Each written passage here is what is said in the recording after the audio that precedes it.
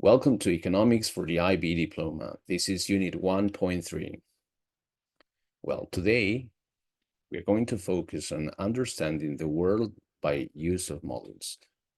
You can pause the video and read the following learning objectives. Well, everybody is familiar with the idea of a model. As children, many of us played with paper airplanes, which are models of real airplanes.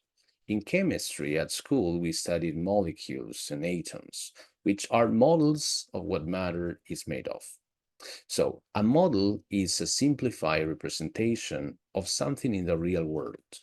It represents only the important aspects of the real world being investigated, ignoring unnecessary details.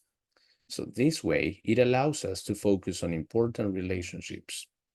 Models are used a lot by scientists and social scientists in their efforts to understand or explain real-world situations. So in economics, when we talk about models, we are not going to imagine these people, this handsome man or beautiful woman. No, models will be the representations of systems of the economy, in a way to simplify a complex situation and make it understandable.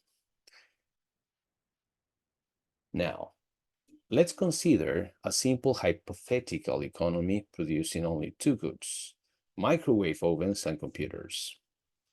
This economy has a big fixed and changing quantity and quality of resources. That means factors of production. And the fixed technology, method of production isn't changing. So in this table 1.2, you will see the combinations of the two goods this economy can produce. Just take a look at this. This economy produces only two things: microwave ovens and computers. At point number letter A, 40 microwave ovens are produced at the expense of not producing any computers. On the other hand, at point E, you will see that no microwaves ovens are produced because 33 computers are produced. So here we have the combinations of both of them, and this is therefore the representation of a model like this. So in points B, C, and D, you have different combinations so that these two goods can be produced. Now, in order for the economy to produce the greatest possible output, that means to produce the most, so in other words, somewhere on the PPC, there are two important conditions. So we need to take into account two important things. Number one, all resources must be fully employed. That means that all the resources have to be used. If there were an employment of some resources, in which case they would be sitting unused, the economy would not be producing the maximum it can produce. So in this model, we are not considering resources that are left out. We're using all the resources. Number one. Number two, all resources must be used efficiently. Specifically, there must be efficient resource use. Now, the term efficiency in a general sense means that resources are being used in the best possible way to avoid waste. Efficiency in production means that output is produced by use of the fewest possible resources. Alternatively, we can say that output is produced at the lowest possible cost. So if output were not produced using the fewest possible resources, the economy would be wasting some resources. So in this first model, the name is production possibilities curve model, we need to take into account these two things. All the resources are used, all of them, and all of them are used efficiently.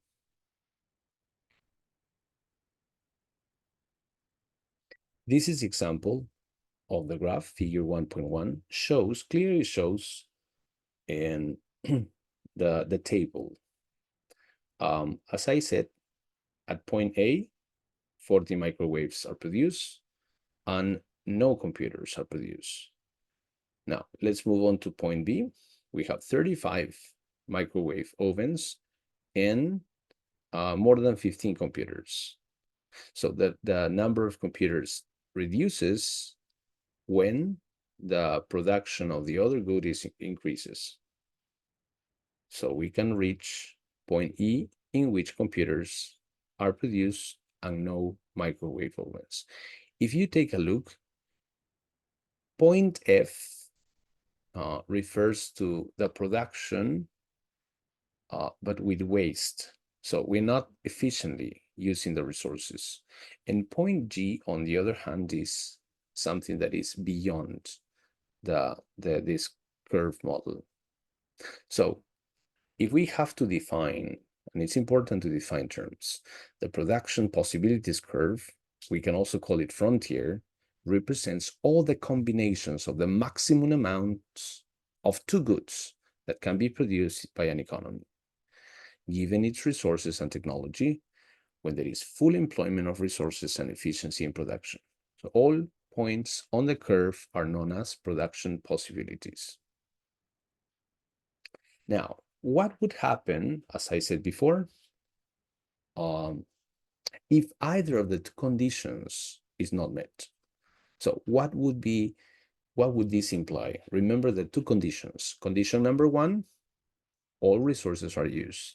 Number two, all resources are used efficiently. So simple. The economy will not produce at a point on the PPC. So it will be somewhere inside the PPC. And that is example of point F. Okay. Now, at this point F, the economy is producing only 15 microwave ovens and 12 computers. So that indicates that there is either unemployment of resources or inefficiency in production, or perhaps both at the same time. Now, if this economy could use its resources fully and efficiently, it could, for example, move to point C and produce 26 microwave ovens and 25 computers. Well, in the real world, no economy is ever likely to produce on its PPC. This is only an imaginary situation to understand how the economy works. Now, an economy's actual output, that means the quantity of output actually produced, is always at a point inside the PPC. Because in the real world, all economies have some unemployment of resources and some inefficiency in production. So the greater the unemployment or the inefficiency, the farther away is the point of production from the PPC. So letters, point F represents what happens in the real world.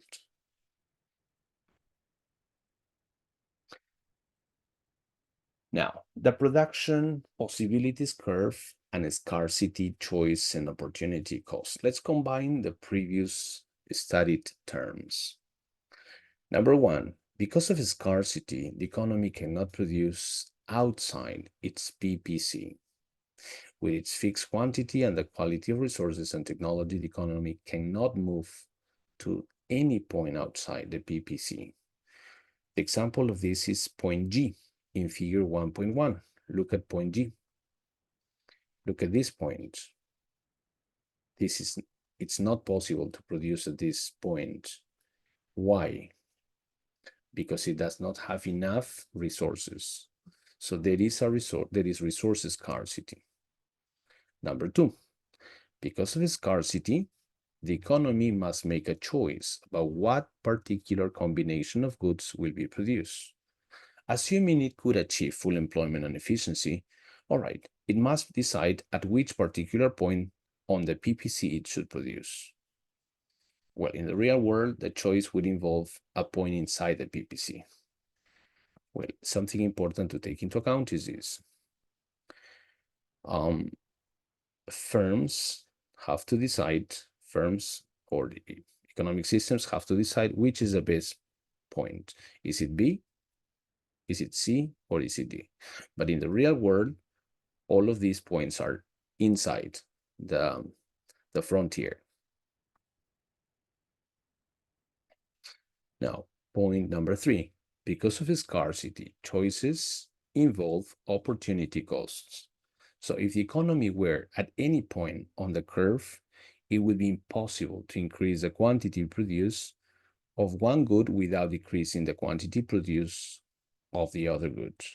So in other words, when an economy increases its production of one good, there must be a sacrifice of some quantity on the other good, of the other good.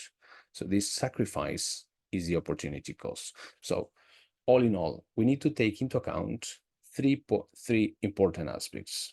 Number one, real economists cannot produce outside its PPC. Okay, outside, like point G.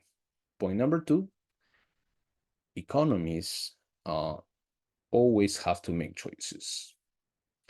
And these choices, number 3, involve opportunity costs.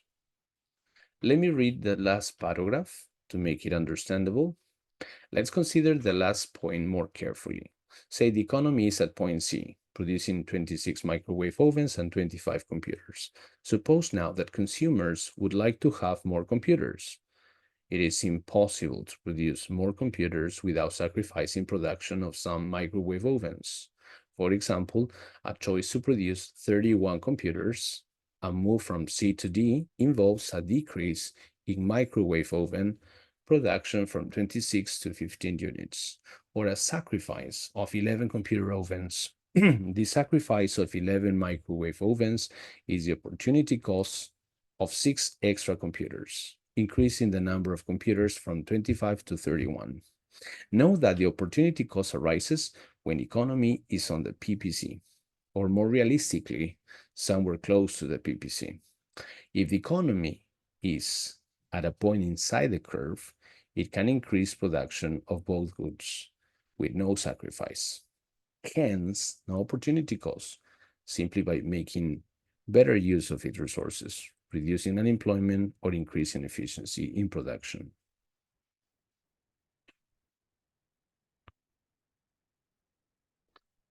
Here we have an example of the shape of the production possibilities curve. We have two different examples. In letter A, we have increasing opportunity costs, and in B, we have constant opportunity costs. What is the difference between the two graphs?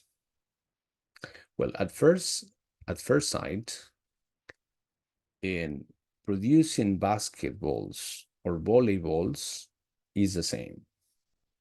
So producing the same number of basketballs and volleyballs represent the same level, whereas it's not the same for microwave ovens and computers. So let's analyze the text. In figure 1.2, this one below, the PPC's shape is similar to that of figure 1.1. So while figure 1.2, it is a straight line. You see, straight line B. When the PPC bends outward and to the right, as in figure 1.2a, opportunity costs change as the economy moves from one point on the PPC to another. So in letter A, as you see, opportunity costs change. In part A, for each additional unit of computers that is produced, the opportunity cost consisting of microwaves oven sacrifice gets larger and larger as computer production increases. This happens because of a specialization of factors of production. Now, which makes them not equally suitable for the production of different goods and services.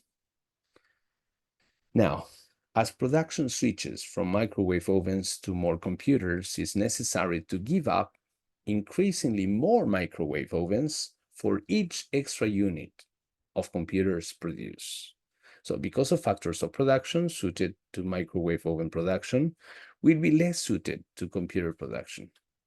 Now, by contrast, when the PPC is a straight line, as you see in letter B, opportunity costs are constants. That means they do not change. As the economy moves from one point of the PPC to another. Constant opportunity costs arise when the factors of production are equally well suited to the production of both goods, such as in the case of basketballs and volleyballs, which are very similar to each other, therefore needing similarly specialized factors of production to produce them. So in this figure, in letter B, for each additional unit of volleyballs produced, the opportunity cost or sacrifice of basketballs does not change. So it's practically the same to produce basketballs or volleyballs. That's why the figure is completely different from the first one. Okay, it is a straight line. Now, let's move on to this topic now, explaining economic growth by use of the production possibilities curve models. It's important to define the term. So economic growth refers to increases in the quantity of output produced in an economy over a period of time. I'm going to read that again. Economic growth refers to increases in the quantity of output produced. That means the production in an economy over a period of time. So what are the causes of growth? We can find the answer to this question in the production possibilities model. So we are going to link this first model we are using in this lesson. We're going to link this to economic growth. We have seen that any economy is most likely to be actually situated at some point inside the PPC, as it is very difficult for an economy ever to be fully efficient and have maximum employment of all resources. The farther away an economy is situated from its PPC, the greater its resource, unemployment, and efficiency. So, as a consequence, by reducing unemployment and increasing efficiency, a country moves closer to its PPC and increases the actual quantity of output produced. It follows that reductions in unemployment and increases in efficiency are two factors that can cause growth of actual output. So this is a main point. In the previous slides, we analyzed that we had to meet two conditions. I say that again. Number one is full use of resources. And number two, efficient use of resources. So these are two important points, because if we reduce the unemployment of resources, that means if we use all the resources and if we increase inefficiency, so these are two factors that cause economic growth, that causes growth of actual output. These are two important aspects.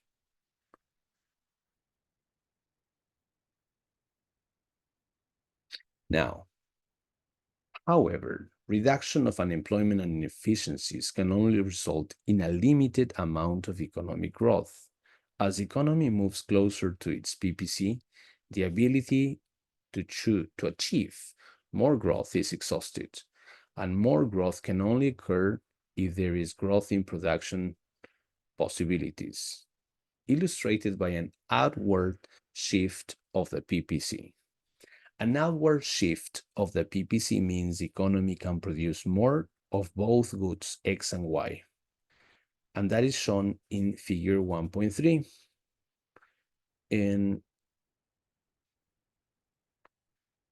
okay, by the shift from PPC1 to PPC2 to PPC3.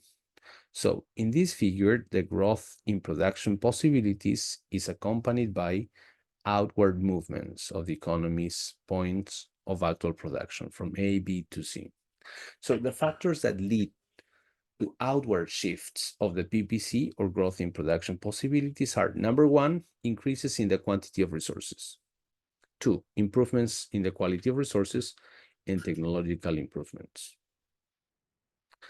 So as its production possibilities grow, unemployment must be kept at low levels and inefficiencies should be reduced to ensure that actual output continues to grow along with production possibilities, as in figure 1.3b. For example, an increase in the size of the labor force will do little to increase actual output produced if much of this labor remains unemployed. In this case, the economy could remain stuck at one point A even as PPC1 shifts to PPC2. Similarly, the discovery of major oil reserves may do little to expand actual output if these reserves remain unexploited, or if their exploitation is undertaken inefficiently. So I will be explaining all these points. Number one, it's important to distinguish between actual growth, so real growth, which involves a movement from one point inside the PPC to another point closer to the PPC, and growth in production possibilities involving an outward shift of the PPC. So definitions. Actual growth is caused by reduction in unemployment and increases in efficiency in production. Growth in production possibilities is caused by increases in the quantity of resources, improvements in the quality of resources, and technological improvements. Take a look at these graphs in 1.3. What happens here? We have points A moving to point B. What happened here? We can say that economic growth is happening. Why? Because there is an increase in actual output caused by two possibilities: reductions of unemployment of resources. So that means the use of resources, all the resources, or as many as possible, and reducing inefficiency. So it means becoming more efficient. So in this graph, you can see economic growth happening. Now, this is from point A to B inside the curve model, the PPC model. But look at graph B. Economic growth is happening, yes, but it's different. There is an increase in production possibilities. So we are moving, I mean, the curve is moving to the right. And when point A goes to B, so that means that the frontier moves, the curve moves to the right. Why? This is not simply by the 2 points mentioned before, but this is caused by increases in resource quantities or improvements in resource quality or technological improvements. Let me give you an example. Suppose that you produce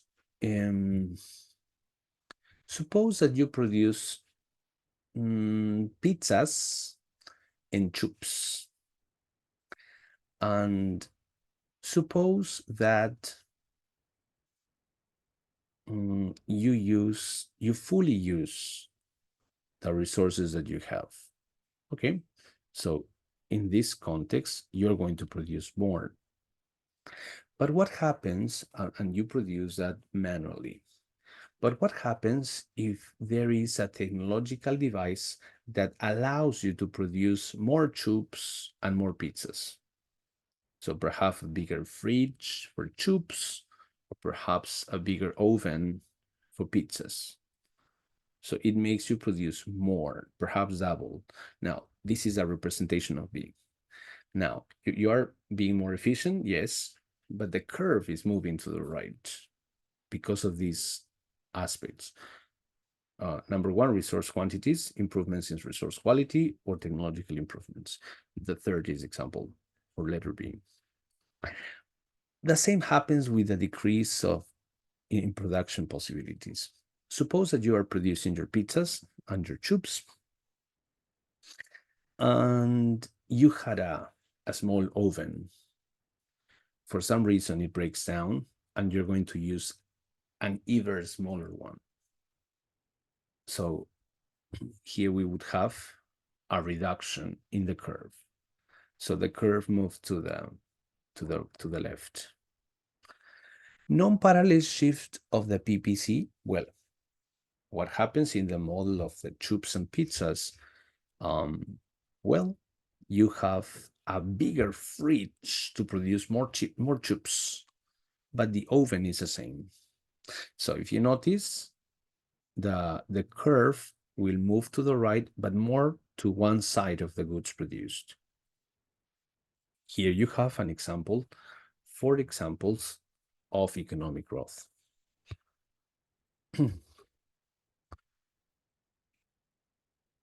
Well, let me read the last part. The PPC can also shift inward, indicating a decrease in production possibilities, or that less of the two goods can be produced, as shown in figure 1.3. This results from a decrease in the quantity of resources or deterioration in resource quality. An outward or inward shift need not be parallel. This is illustrated in figure 1.3. D. For example, a technological change favoring the production of one good increases the production of that good proportionately more. Similarly, an influx of unskilled workers into a country results in a larger proportionate increase in the production of goods using relatively more unskilled labor. This is Test Your Understanding 1.9. You can pause the video and solve the tasks. Okay, you can see the answers from 1 and 2. You can pause the video, read, analyze it, and check your answers. Now you have the examples of exercises 3 and 4. You can pause the video again and check your answers. You have the examples and the sample answers for 5. Pause the video, please, and check your answers. Okay, finally, you can see the answers for part 6. You can pause the video and check your answers.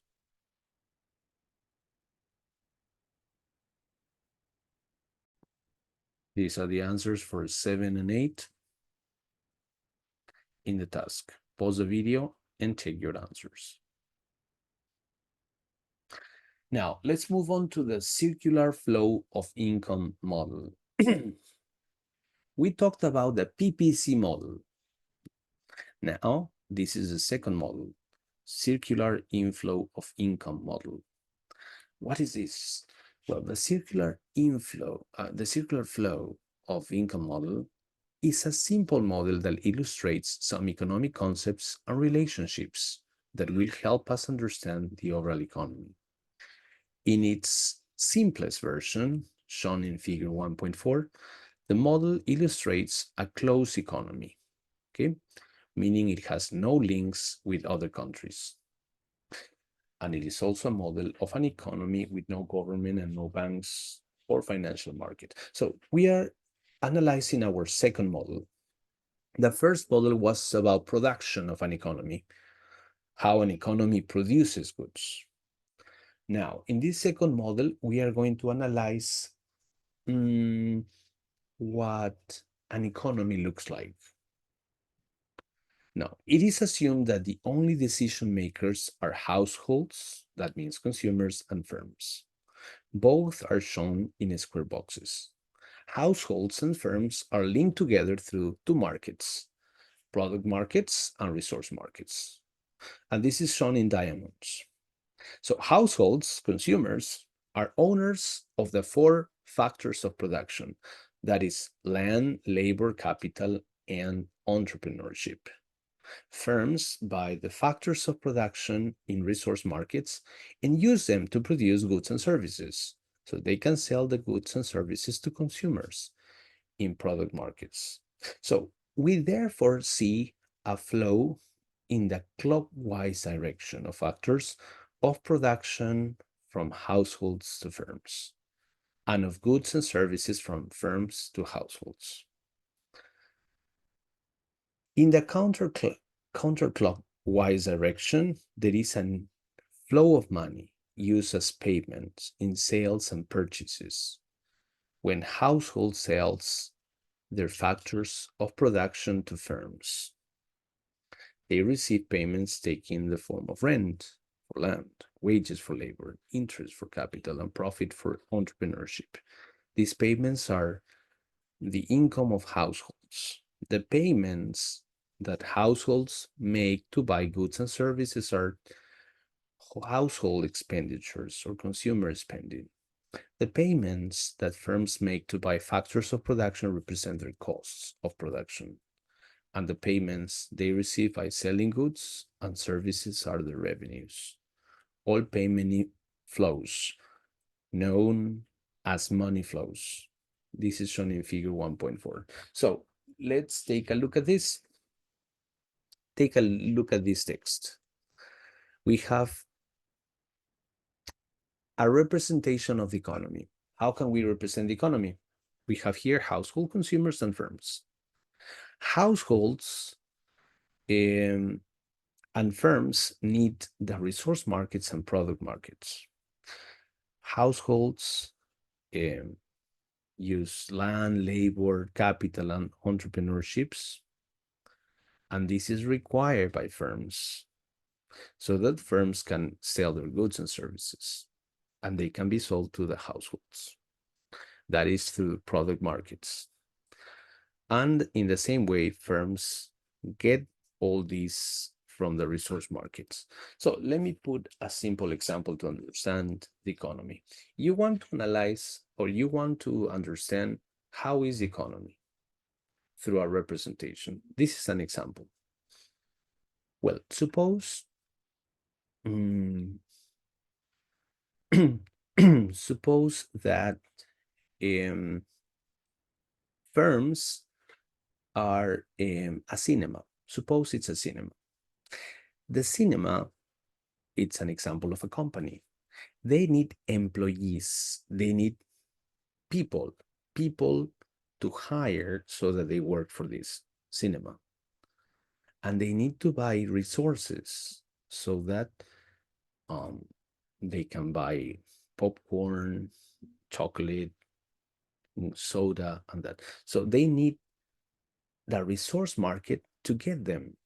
In the resource market, this cinema employs people, buys products to sell in their cinemas. On the other hand, these people are benefited because the people who work in the cinema, they receive wages. The person who rents their place so that the cinema works there receives a rent. So they get benefited. These households get benefited by offering this service or these goods to firms. But at the same time, these people are consumers. So they go to the cinema and they receive the goods and services that the cinema offers them. Of course, the real world is more complex because we don't have only cinemas and consumers of cinemas. Consumers, you go to restaurants, you go to the cinema, you go to school, you go to the vet, you go to hospital or a clinic.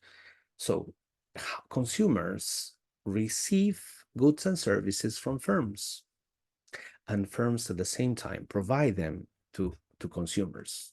But at the same time, they benefit from these in-resource markets. So let me read this text.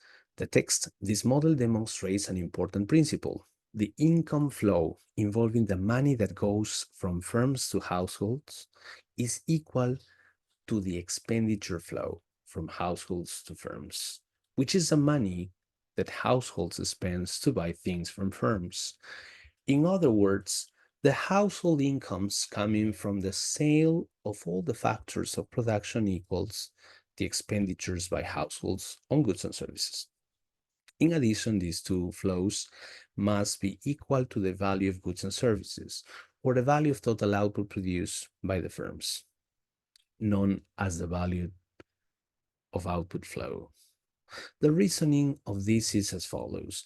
If each good and service is multiplied by its respective price, we obtain the value of each good and service.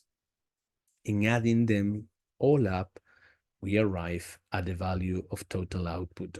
This value is the same as consumer expenditure, since spending by consumer is equal to each item they buy multiplied by its price. So, in conclusion, the circular flow of income shows that in any given time period, say a year, the value of output produced in an economy is equal to the total income generated in producing that output, which is equal to the expenditures made to purchase that output. Here we have figure 1.5 of leakages and injections.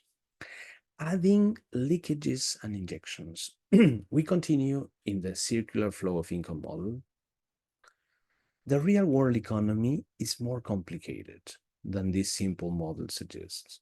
We arrive at a closer picture of the real world by adding injections and leakages, also known as withdrawals, to the money flow of figure 1.4.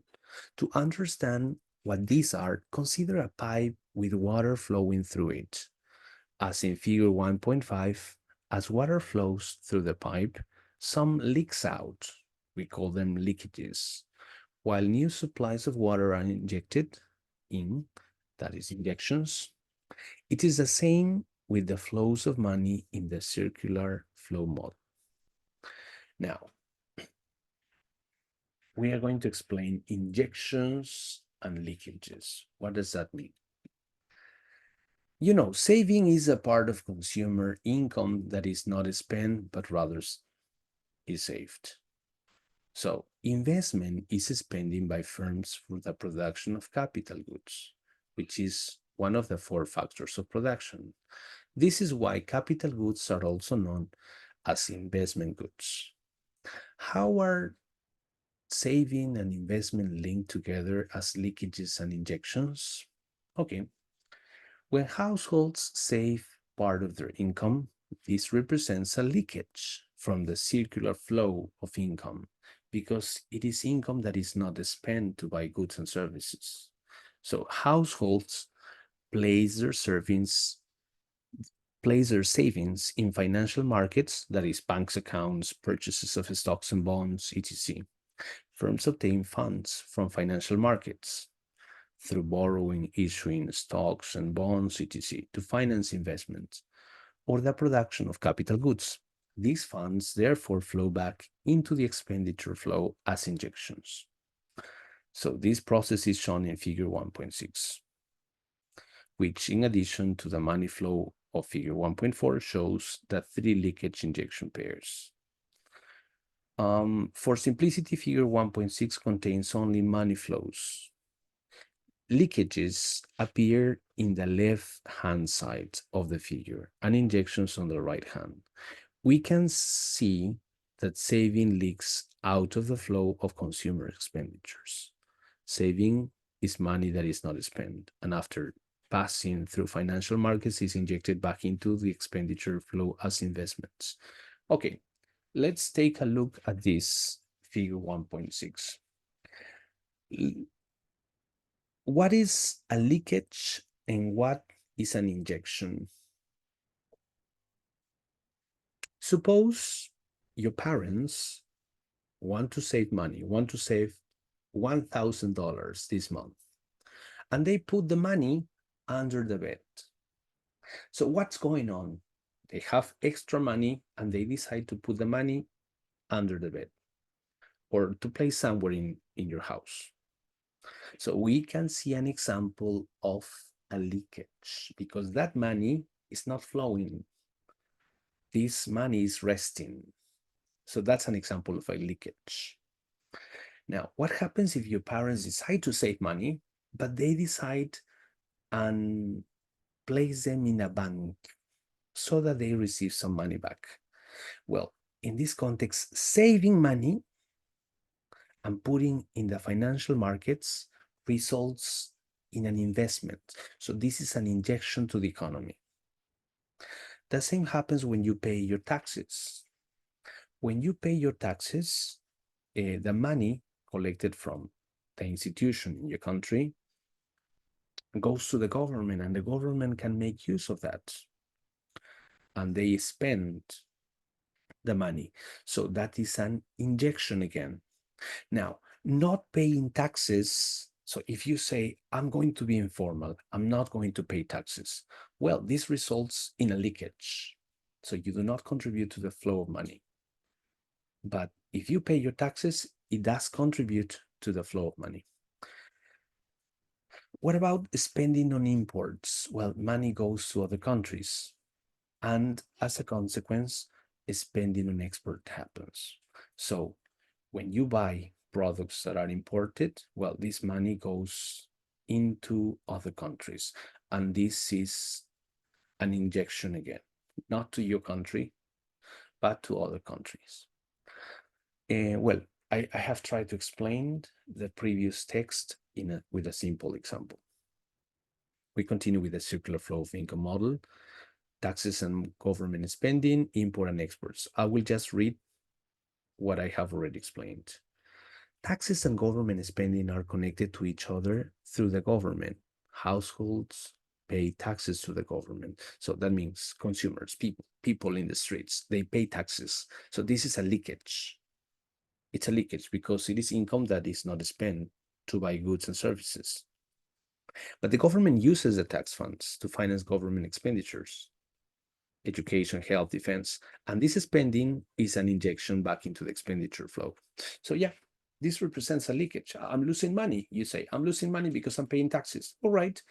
Somehow you're losing, but this is the right thing to do. You need to pay taxes. It's right to pay taxes. The government, okay, that was a leakage for you. But once the government uses efficiently that money, that's an example of an injection. The problem is when corruption occurs. Corruption represents a double, well, a bigger leakage. Imports and exports. Imports are goods and services produced in other countries and purchased by domestic buyers. Exports are goods and services produced domestically and purchased by foreigners. When an economy has international trade with imports and exports, it is known as an open economy.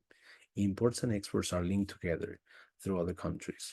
So imports are a leakage because they represent household spending that leaks out as payments to other countries that produce the goods and services. Exports are an injection because they are spending by foreigners who buy goods and services produced by domestic firms. Okay, well, when you buy products that are imported, well, this represents a leakage because it's money that goes to other countries. But if you decide to export, if you export products, that is money from other countries coming to your local country, and that is an injection. The size of the circular flow in relation to the size of leakages and injections. In the real world, leakages and injections are unlikely to be equal. They are not equal by any means. And this has important consequences for the size of the circular flow. If a leakage is greater than an injection, then the size of the circular flow becomes smaller. Suppose saving is larger than an investment. So this means that part of the household income leaks as saving into financial market does not come back into the flow as investment. The result is that fewer goods and services are purchased. Firms cut back their output. They buy fewer factors of production. Unemployment increases and household income is reduced. So what happens when I said, suppose your parents want to save up $1,000 this month? What happens if everybody thinks like that? So what's going to happen? This results in fewer goods and services purchased because firms may not want to sell or may not be able to sell as before because everybody's thinking about saving, not spending. So this blocks in some way the flow of the economy. Now, if a leakage is smaller than an injection, the size of the circular flow becomes larger. Why? Because there is more injection than leakage. Suppose spending on exports is greater than spending on imports. Then the expenditure flow increases since the injection is larger than the leakage. Foreigners demand more goods and services. Firms begin to produce more by purchasing more factors of production. Unemployment falls as firms buy a larger quantity and services, and firms begin to produce more by purchasing more factors of production. Firms buy larger quantity of labor, and household income increases. So to summarize, leakages from the circular flow of income are matched by injections into the circular flow of income. That is investment, government spending, and exports. Though these need not be equal to each other. In conclusion, it's better when a leakage is smaller than an injection. It's much better because the circular flow of income increases. So in the circular flow of income model, if injections are larger than leakages, the size of the flow increases. If leakages are larger than injections, the size of the flow shrinks. This is Test Your Understanding 1.10. You can pause the video and analyze the questions. You can pause the video and see the answers for 1A and B. You can compare with your answers. Pause the video. You can see the answers from 2 and 3. Pause the video and check your answers.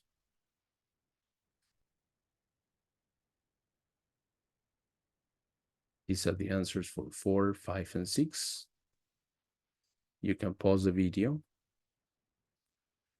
and check your answers. Now, to finish, let's analyze the role of microeconomics and macroeconomics in the circular flow model. The circular flow of income model is a simple model that describes basic economic relationships, bringing together and showing how microeconomics and macroeconomics relate to each other. So microeconomics and macroeconomics were introduced at the beginning of this chapter.